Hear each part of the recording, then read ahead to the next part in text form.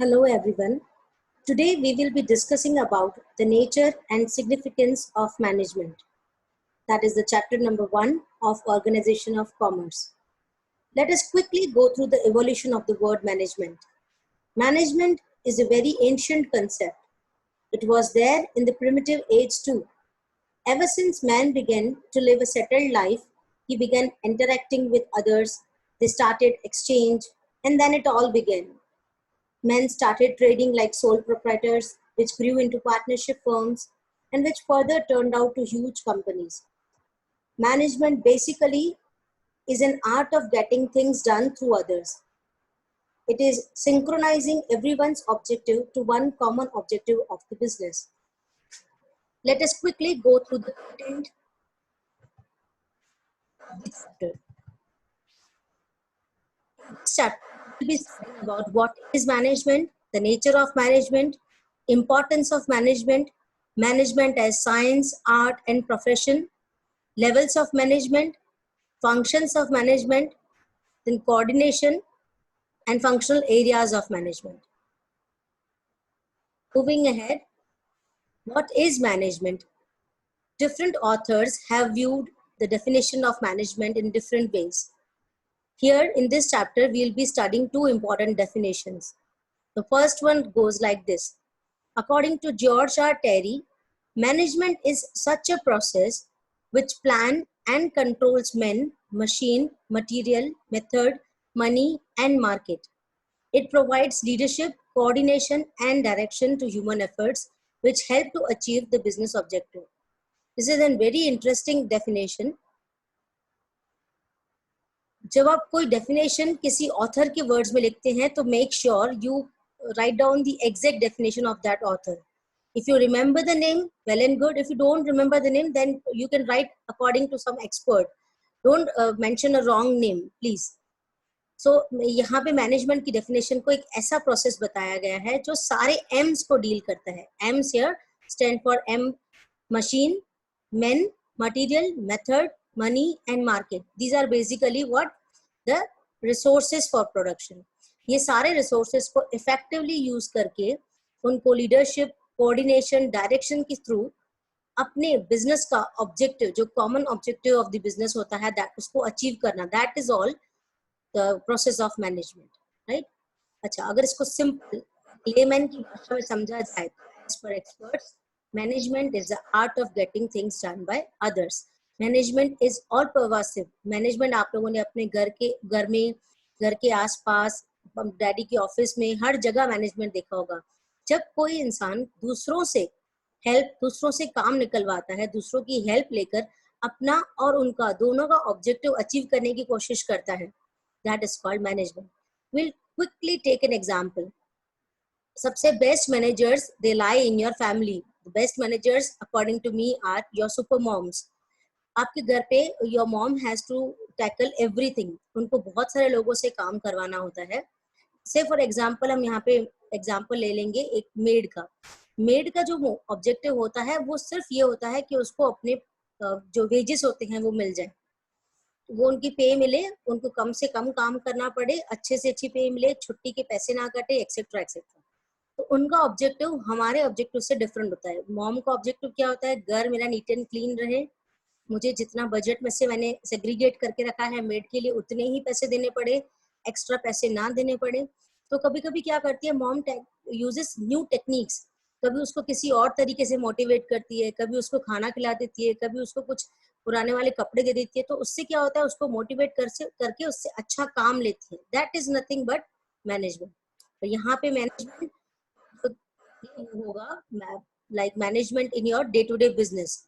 So ahead we come to nature of management. Management का nature देखेंगे तो that is the characteristics of management. Okay, तो question कुछ भी हो सकता है, नेचर ऑफ मैनेजमेंट हो या कैरेक्टरिस्टिक्स ऑफ मैनेजमेंट हो. तो once you have a clear picture of management in your mind, you can make your own characteristics. लेकिन अगर एग्जामिनेशन व्यू पॉइंट से बोला जाए तो आप सारे पॉइंट्स लर्न पॉइंट्स ही लर्न करें. उससे क्या होता है, अगर बहुत सारे लोगों को ये हैबिट होती है कि वो कुछ वर्ड्स बना देते हैं उनके कीवर्ड से. I do not criticize any method, लेकिन क्या होता है जब की होती है उनके पास तो उनको एक प्रॉपर ऑर्डर होता है, तो they are not going to take pains कि आपका कौन सा पॉइंट कहाँ है उसको ढूंढने. तो according to me the best way is to learn in order. Order में क्या होता है, हम याद रह जाता है. By the end of the year you will remember कि थर्ड नंबर पॉइंट ये थी, फिफ्थ नंबर पॉइंट ये थी. तो अगर हम उसको शुरू से इनिशियली ये प्रैक्टिस डालेंगे तो we be able to memorize it properly. Okay, so the characteristics of management goes like this. First one, it is a universal process. Universal process मतलब मैनेजमेंट हर जगह देखी जाती है, न सिर्फ आपके बिजनेस ऑर्गेनाइजेशन में बल्कि हर जगह. बी इट एजुकेशनल इंस्टीट्यूशन हो, हॉस्पिटल हो, कोई स्पोर्ट्स क्लब हो, कोई रिलीजियस इंस्टीट्यूट हो. जैसे आप बिलीव नहीं करेंगे, सबसे बड़ा जो ट्रस्ट है ये जैसे बालाजी टेम्पल का या साईं बाबा मंदिर शिरडी का, वो सब भी मैनेजमेंट के प्रिंसिपल्स से चलते हैं. So it is universal process. Goal oriented activity. Management क्या करता है? Management जो है goal oriented activity. हर एक बिजनेस जो होता है उसका एक अल्टीमेट गोल होता है. जरूरी नहीं है वो प्रॉफिट हो. It can be profit making, it can be wealth maximization, it can be for the betterment of the members, it can be for the betterment of the society, social welfare के लिए भी होता है.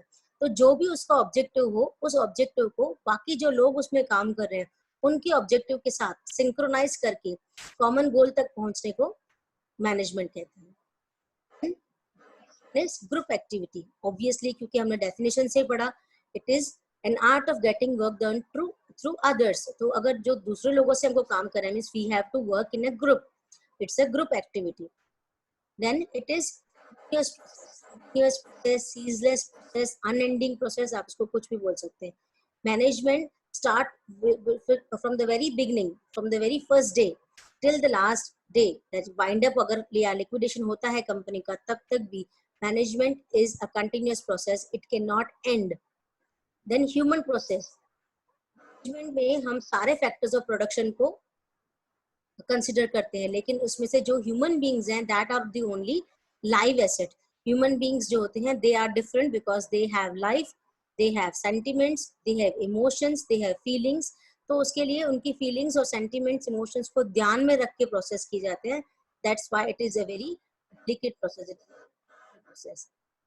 Next is decision process. Management they have to take decisions at every level of management, be it top level, be it middle level, be it bottom level. Her level पे decisions लिए जाते हैं because every छोटे से छोटा जो काम होता है उसके लिए कुछ डिसीजन लिए जाते हैं और उसके लिए एक पावर चाहिए, एक लीडरशिप स्किल चाहिए to take decision. Last but not the least, उसका एग्जैक्ट कैरेक्टरिस्टिक्स के मैनेजमेंट को हम क्या बोल सकते हैं. Management science, art, is an. So इसके लिए we have a detailed answer which we will discuss in the end. Sorry, not in the end. We'll be discussing it shortly. Moving ahead, we have of management. Okay, when we are asked nature or characteristics of management, तब हमको ये बताना है कि management कैसा है. और when we are asked about importance या significance of management, तब हमको बताना है उसकी यूजफुलनेस, वो किस जगह किस तरह से कहाँ कहाँ इम्पोर्टेंट है. Taking all the things in mind, जरूरी है management. We'll see that necessary in every field. Yes, management सिर्फ एक जगह पे नहीं, management it is necessary in every field. जैसे मैं आप स्कूल हो, एजुकेशनल इंस्टीट्यूशन हो, कॉलेज हो, यूनिवर्सिटीज हो, टेम्पल्स हो या मॉस्क हो या कोई भी स्पोर्ट्स क्लब हो, कोई भी ऑर्गेनाइजेशन हो, छोटे से छोटी फर्म या बड़े से बड़े कंपनी, सब में management is necessary. Next is optimum utilisation of resources. Optimum here means maximum utilisation of resources. कोई भी रिसोर्सेज जो है वो वेस्ट नहीं हो, जितना हो सके कम से कम रिसोर्सेज वेस्ट हो और मैक्सिमम प्रोडक्शन हो, जिससे अगर लॉस वेस्टेज कम होगा तो प्रॉफिट ज्यादा होगा. नेक्स्ट इज अर्लियर, सबके ऑब्जेक्टिव्स अलग अलग होते हैं. We all have different goals. Basic objective of management here is to synchronise everyone's objective, और उसको किस दिशा में ले जाना है जो कंपनी का मेन ऑब्जेक्टिव हो. Right, so it is basically harmonising the objectives of everyone.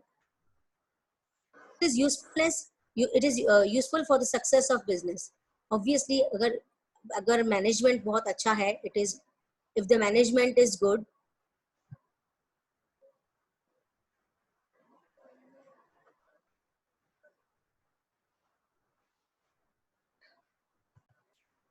the management is efficient, then it will lead to the success of the business on and whole. This is doing well, वो एक new Heights touch कर रहा है, तो क्या होगा, उससे new job opportunities release होंगी, ठीक है। अगर आपकी फर्म है, फर्म जो है, it grows because of the efficient management, it grows and its forms, it gets converted into a private company, तो प्राइवेट कंपनी में obviously you will need more people to work, तो आपने job opportunities create की, opportunities create करके आप क्या कर रहे हैं, सोसाइटी के लिए भी एक बेनिफिट कर रहे हैं, so that is next and benefit cover हो जाता है। These points are interlinked basically. Increase in profit जो पॉइंट है वो भी ऊपर वाले सारे पॉइंट्स से इंटरकनेक्टेड है, बिकॉज यूटिलाइजेशन ऑफ रिसोर्सेज करते हैं, लीस्ट वेस्टेज करते हैं, एफिशिएंटली काम करवाते हैं अपने एम्प्लॉय से, तो बेसिक कर रहे हैं हम, बेसिक अपनी प्रॉफिटेबिलिटी बढ़ा रहे हैं। Moving to next, social benefit as discussed earlier, अगर हम अच्छा प्रोडक्ट बना रहे हैं, रीजनेबल प्रोडक्ट प्राइस पे दे रहे हैं, प्लस जॉब अपॉर्चुनिटीज भी क्रिएट कर रहे हैं, तो we are doing social benefit, we are working for the social benefit. Last but not the least, national motive, we all are indebted to our society, to our country. हमारी country ने हमको सारे resources दिए हैं जिसकी वजह से हम जो भी हैं, तो it is our duty do something in return for the country as well. इस तरह से अगर हम अच्छा काम करते हैं तो we country, we work. The next topic to be discussed here is management as science, art and profession. As I discussed that it was the last 7th point of the characteristics of management also. You can see. Now we will discuss this answer in detail, because sometimes this question is asked in short, it's a separate short note. Management as a science, art or a profession. Okay. Now we will discuss. Management को science बोल सकते हैं, basis पे बोलते हैं, तो basically we should understand what science is. Science कैसी होती है? Science is a systematic stream of specialised knowledge, जहाँ पे basically rules, regulations, principles derive किए जाते हैं, और डिराइव भी कैसे किए जाते हैं? एक्सपेरिमेंट कर करके, फिर उसके ऊपर भी, उसके बाद भी जब कोई एक रूल एस्टैब्लिश होता है, उसको दूसरे लोग भी स्टडी करते हैं और उनको एक्सपेरिमेंट करते हैं, फिर जाके बहुत एक्सपेरिमेंटेशन के बाद कोई रिजिड रूल जो है वो एस्टैब्लिश होता है। तो उस तरह से यहाँ पे भी टेस्टेड एक्सपेरिमेंट्स किए जाते हैं, प्रिंसिपल्स हैं, रूल्स रेगुलेशंस हैं, तो मैनेजमेंट को हम साइंस बोल सकते हैं। लेकिन साइंस जो है उसमें बिल्कुल रिजिड तरीके से कॉज एंड इफेक्ट होता है, ये होगा तो ये होगा, जबकि मैनेजमेंट में ऐसा पॉसिबल नहीं है, because management deals with people होते हैं, दे आर डिफरेंट, यूनिक। किसी एक जने को अलग तरीके से मोटिवेट करते हो, दूसरे जने के लिए आपको मोटिवेट करने के तरीके चेंज करने पड़ते हैं, so it can not B rigid. इस तरह से हम मैनेजमेंट साइंस तो बोलते हैं, बट नॉट अ और science. Management is an art. Management art की क्वालिटीज क्या होती है? आर्ट हमको सिखाती है किस तरह से इम्प्लीमेंट किए जाते हैं। जब साइंस रूल्स बनाती है, रेगुलेशंस बनाती है, प्रिंसिपल्स एस्टैब्लिश करती है, तो आर्ट उसको इम्प्लीमेंट करती है, it puts them into real practice. लेकिन यहाँ पे क्या हम आर्ट बोल सकते हैं मैनेजमेंट को? यस, मैनेजमेंट भी हम जो थियोरेटिकल नॉलेज है उसको हम प्रैक्टिकल इम्प्लीमेंटेशन करते हैं मैनेजमेंट में, लेकिन it is not a fine art like paintings, like music. उस तरह से ये एक फाइन आर्ट भी नहीं है। तो art teaches one two do, but management is not a pure art. जैसे मैनेजमेंट के लिए हमने लिखा management is science but not a pure science, उसी तरह से यहाँ पे भी हम यही लिखेंगे, मैनेजमेंट इज एन आर्ट और manager cannot apply the same rules, same principles on every type of employees. So here the manager needs to make necessary changes as per his personal skill and proficiency. उसको देखना पड़ता है situation कैसी है और उसके हिसाब से अपना स्किल्स को अप्लाई करना पड़ता है। मैनेजमेंट के कौन से प्रिंसिपल कहाँ अप्लाई होंगे वो देखना पड़ता है। So basically it is an art. और कैसे कैसे आर्ट है ये? सोच समझ के डिसीजन लेना पड़ता है कि so it is basically practical. looking ahead, management is a profession. Before calling it a profession, we should know the characteristics of profession.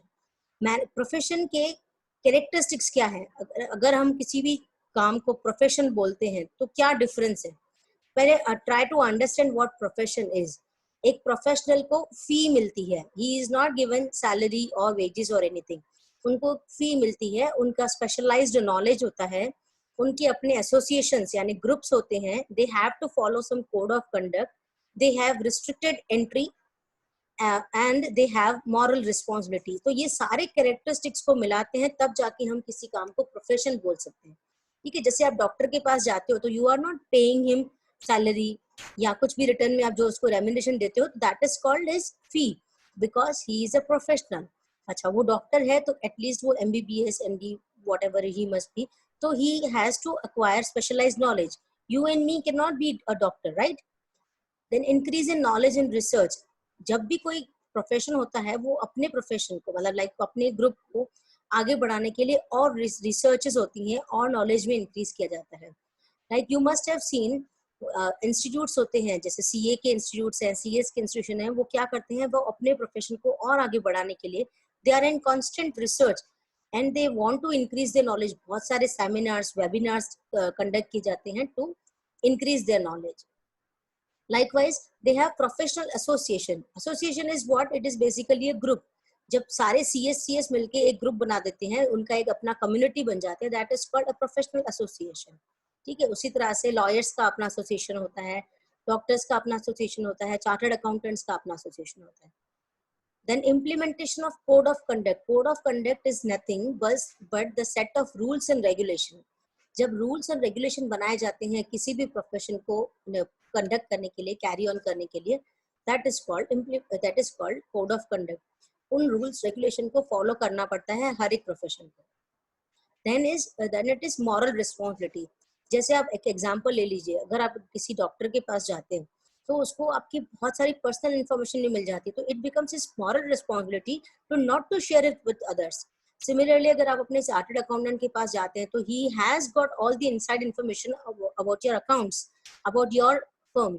So it becomes his moral responsibility not to share it with others. Similarly, ऐसे बहुत सारे moral responsibilities होती हैं, जैसे हमको diligently काम करना पड़ता है, हमको कभी भी unauthorized use नहीं करना चाहिए किसी भी information का. We should not leak the insider information, etc. There are many moral responsibilities. Okay, अगर ये सारे characteristics if we can find in management, तो we can call management a profession.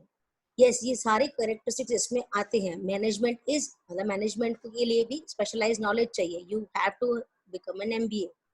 Then उसमें भी researches हो रही हैं knowledge बढ़ाने के लिए. उनका भी professional association है. They too have a code of conduct to follow. There are moral responsibilities for them too. But कुछ चीजें ऐसी हैं जिसकी वजह से हम बोल सकते हैं कि it is not a thorough profession.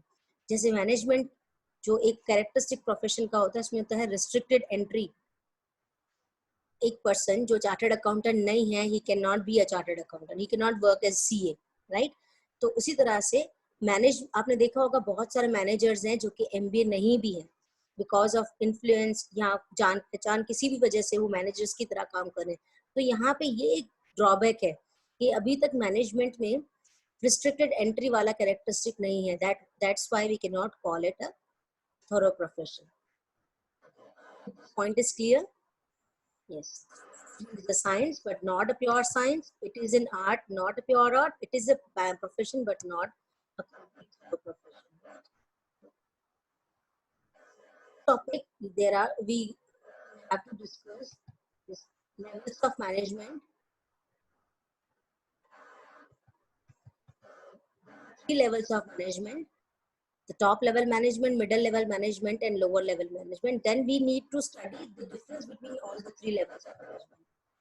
Okay. And then we will study coordination and then functional areas of management. I think we need another lecture to discuss the rest of the part. Okay. With this, I come to the part